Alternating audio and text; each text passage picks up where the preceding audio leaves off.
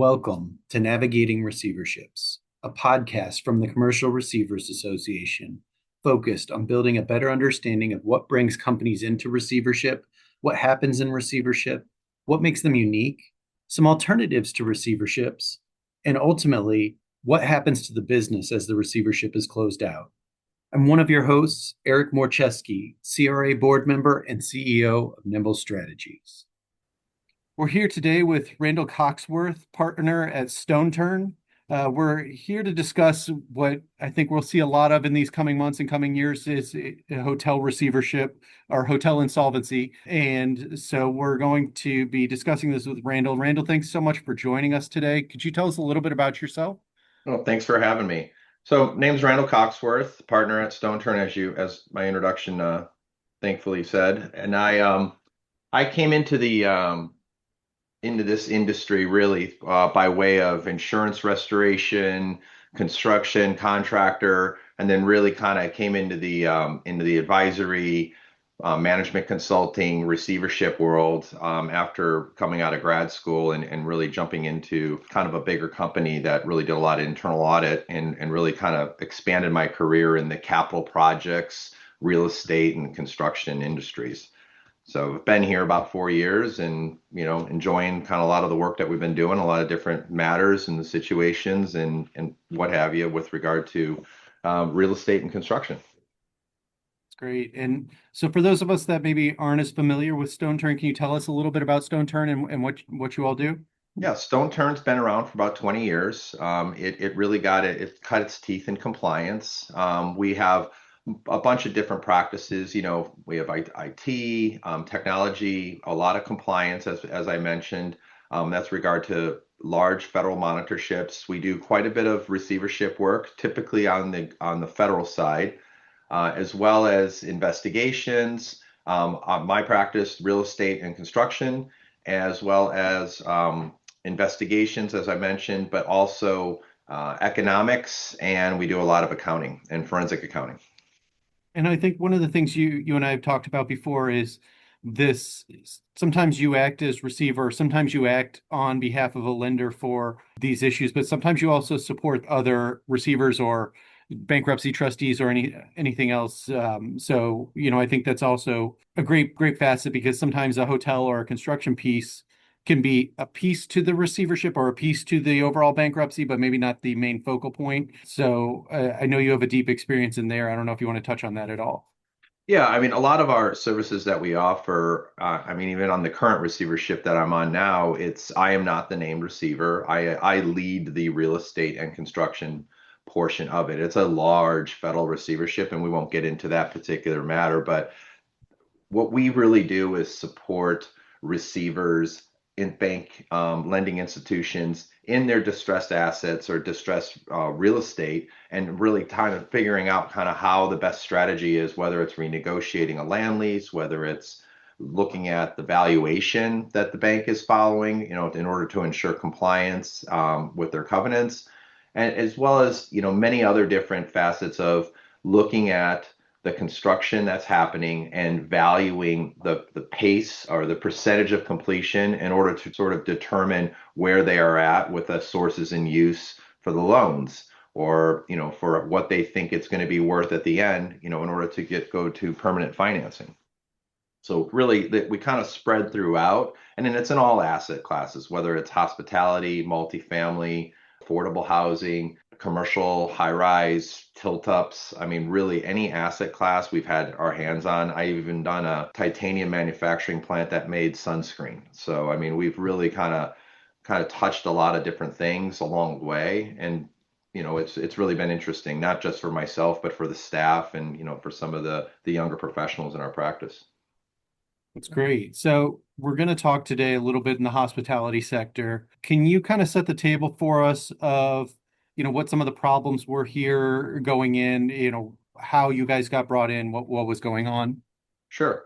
So let's think back to 2020 and March and the great pandemic that kind of came through, and it was probably April or May, and the a lending institution called us and said, "Hey, we've got this issue. This REIT wants to deed in lieu of, turn the keys back in on this high-rise hotel in downtown Manhattan, New York." And they really just wanted out. The bank said, "Okay." They started evaluating it from their perspective and realized that they had some covenants, and one of the covenants was the hotel cannot be under construction or not be under like some sort of restoration or going through a rehab before you turn the keys in. Like it needs to be an operating asset. It needs to be, cash flowing. And they had basically shut the hotel down and were doing this, remodel on the hotel. And that created a problem for the bank. The bank said, well, what are we going to do with it? We're just going to sit on it. And there were some personal guarantees with the founders of the REIT. So it gave the bank some teeth in order to hold them accountable. So that sort of set the stage. Well, all this is going on. Obviously, COVID, travel restrictions, we're all in masks. I mean, it was really much how do we do this from our desktops? How do we figure this out where we're at? That sort of, kind of got us going. And in the meantime, our real estate professionals on the other side were negotiating a land lease. They were trying to figure out other ways with regard to the real estate loan on how to negotiate that, looking for buyers, as well as they started to figure out how they were going to manage the hotel once the hotel became operational again in order for to give the bank a position or to figure out whether they were going to sell it right away, they were going to keep it. So that kind of set it up. So there's a lot of this stuff going on, and it was an extensive remodel. I mean, rooms were completely cleared, mattresses. I mean, there was nothing, and there wasn't like a couple little paint and touch ups. It was a very extensive air conditioning units are out of it. So that's kind of what we walked into. So you walked in, they've turned the keys over, and you said, "Oh crap, what did we get into?" Yeah. Well, they Um, hadn't turned the keys over, so we okay. were in constant negotiation and discussion with the REIT, with the Mhm. executives at the REIT. The REIT was trying to say, well, we'll just manage it, we'll get it done to a certain point, and then we'll turn it over. And the bank said, not so fast. We're going to monitor this, we're going to manage this, we're going to make sure you are doing everything you can, more or less, so you just don't throw lipstick on a pig and throw us the keys to a hotel that really isn't up to standard.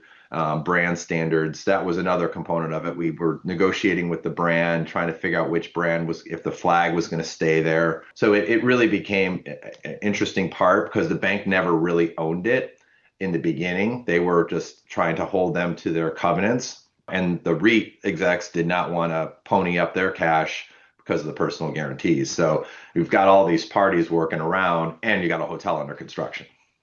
So what did you do once you came in? So we spent quite a bit of time just trying to figure out remotely was how we started. We tried to figure out how we were going to evaluate the status of the project, how far along they were. A lot of that was through billing records, payment applications, and really looking at what they were reporting and what they had paid, how much materials were on place, what else was needed. Did they throw away all the mattresses? What did they do with all this stuff? Or how were they managing this project? And they hired a reputable, large New York union contractor to do this work. So the contractor is also, the cost, the initial cost, I can't remember the exact number, was X. And because of COVID, there was another 15-20% premium put onto it for PPE. You couldn't have too many people working in the room at the same time. So we just started getting our hands around and our head around really how are they delivering this project? How are they managing it? How are they, taking the cost? The whole force majeure pandemic really was new, and it was something that they were trying to figure out. Were they responsible for paying those costs, or could they hold the contractor, accountable for what they originally agreed to? The answer was no. So the contractor was really trying to figure out their strategy. The owner was trying to figure out their strategy, and the bank was trying to figure out their strategy. And then we're in the middle, sort of looking at the remodel or the restoration of this hotel. So the first steps were just figuring that out, desktop, looking at everything, looking at all the documents, spending some time talking to folks remotely on Zoom and just trying to get an idea of what's happening. it finally came down to we need to get, eyes on site. We need to walk the hotel. We need to look at. Well, during this time, as everyone knows, New York was kind of going through, hey, we're the epicenter. We need to understand what's going on. We're having tracing.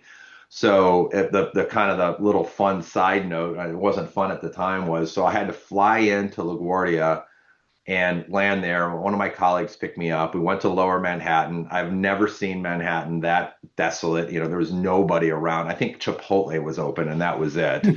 And because that's where we had lunch, but there was nobody out there. So we get into this hotel and we're all masked up and hard hats. We have our PPE on, and we start looking at the hotel and trying to figure out what we're doing, and where they're at. Had some meetings with some of the construction company and really started looking at the asset. I'm like, what is it really going to take to get this done? Contractor wants to know, wants to make sure they're getting paid. The owner, the REIT wants to make sure they can get out when they, as soon as possible. And we're in there saying, okay, hold on, let's just make sure everything's completed in a manner that is acceptable, and then we can move forward. So that the other part of the kind of side note of it was because I was so worried about, I live in San Diego, and I was so worried about the contact tracing and getting stuck in New York and having to be put in a hotel and just stay there for 2 weeks. They really weren't clear what's going on. So I flew into LaGuardia, inspected the property in Manhattan, and then drove to Philadelphia and flew home from Philadelphia, hoping that they couldn't figure out where I was like running around in order to get back home to my family in San Diego. So that was kind of the side, kind of the wild things that we did. I'm sure everybody's got some stories about the craziness that they had to do during COVID to do their jobs.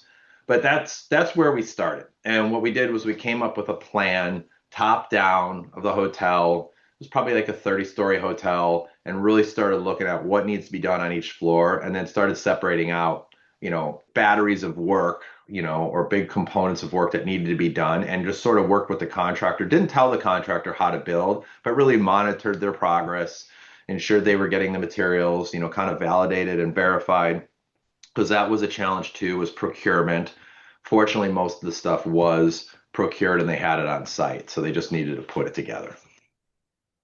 Yeah, and I mean, I think it's important for people to remember this was actually a time where a number of hotels were considering remodels because they had zero people at their room at their place. So this became an opportunity for them to say, like, especially I've talked to several hotel owners that said I had already bought all the materials. I literally was just looking for the right time to do it.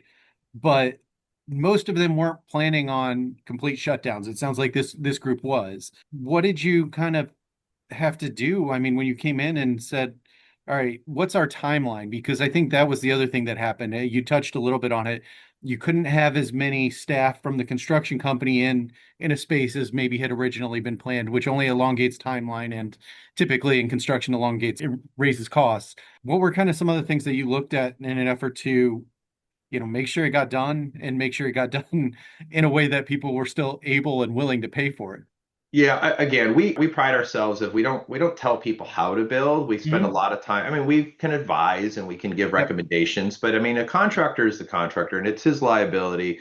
One of the things we did was really spend the time with the contractor to understand their strategy, how they were going to move people in, move people in as far as workers in, workers out. So the sequencing of work and the standard of care that the contractor was going to take in order to deliver this hotel in a timely and efficient manner. The schedule was pretty much blown out because, normally, when they're doing remodels in a hotel, they can get two, three, four guys into a very small hotel room. Mhm. One's working on tile, one's working on the window. There's an HVAC unit getting put in, and they're sort of just working in unison and working their ways around the hotel. So one of the main things was understanding what their philosophy was and their strategy from working from top down, and just these different groups of flooring that they would work on at a time, so they can kind of interchange and move around. And some of these rooms were not like completely destroyed. Like, it didn't look bad. They had made some progress, but they didn't have an HVAC unit in there. There Mhm. was, they all had like these little modular units that kind of went into the window, kind of not in the window, but just below the window. But they really felt that they could get the job done, and it probably extended an extra three to 6 months, and just based on the timing of it. And remember, you're dealing with the unions as well. And the unions, nobody knew anything. None of us knew anything what was going on. We didn't know if this was 2 weeks, 2 months, 2 years, how long it was going to take. Plus, the hotel REIT, I think, was really looking at it saying we need cash flow out of this thing. It's a big number, Mhm. and we are having a problem. I think they made the right decision, and the bank, I think, did the right thing by holding them accountable. But it took a lot of people to kind of get there and sort of figure it all out. Yeah. So what were some of the outcomes that came out of all of this effort? Where did you go from this beginning of, let's get everyone, let's take all these meetings, let's develop strong plans. What were some of the outcomes that came out of this? Some of the outcomes that I saw were really, eventually the REIT was allowed to turn in the keys. The bank had got some comfort around the fact that they were going to take it back and own this asset. And it's my understanding the bank owned the asset and operated the asset for quite a while. They hired a management company. They really they owned and took the asset in and said, okay, we're just going to wait this out and kind of see where we're at. I think the valuations for hotels at the time, I'm not a hotel valuation expert, were not good. They I weren't. think just You're correct. common sense was, heads and beds were very low. They were having a problem with just trying to figure out what they were going to do. It wasn't a high-end hotel in Lower Manhattan, but it wasn't a low-end hotel either. So it was kind of in a different strike zone. Mhm. But the outcome was, I think they got a very good product. The contractor did a good job. They completed the project, in a timely manner. I think it was about 6 months. They got it to the point, and then I think the bank, they really just accepted this asset. And I'm not sure at this point if they sold the asset and finally recouped all their cash, but it was in a good place. Well, and you bring up an interesting point because a lot of lenders don't want to take control of the asset, right? And they especially don't want to manage the asset. They may take control because you've turned in the keys, but usually their intent is to sell it right away. But at that time, even in Manhattan, you probably were seeing 40% occupancy rates or 50% occupancy rates at Hmm. best, depending on exactly where this was in COVID. And, a strong operating hotel operates in that 80+% range Yeah. if they're really on top of things. Very hard for a hotel to be 100% occupied because for a year, just because it's almost impossible to book every night perfectly in unison. But they're managing it for a period of time at least allowed them to wait out what most believed, I think, was not going to be a permanent, no one will ever travel again to New York City. So were you in any of those conversations or Yeah. I mean, I just find it really interesting just because most lenders try to avoid that management. Yeah, I mean, I think this particular lender, they were acquired. I mean, the former lender, they were acquired by a larger bank, but their special assets group, their handling group, I can't remember the name of their department. They really were very involved, and I did a few matters with them to where they needed monitoring and really understanding what's going on the project.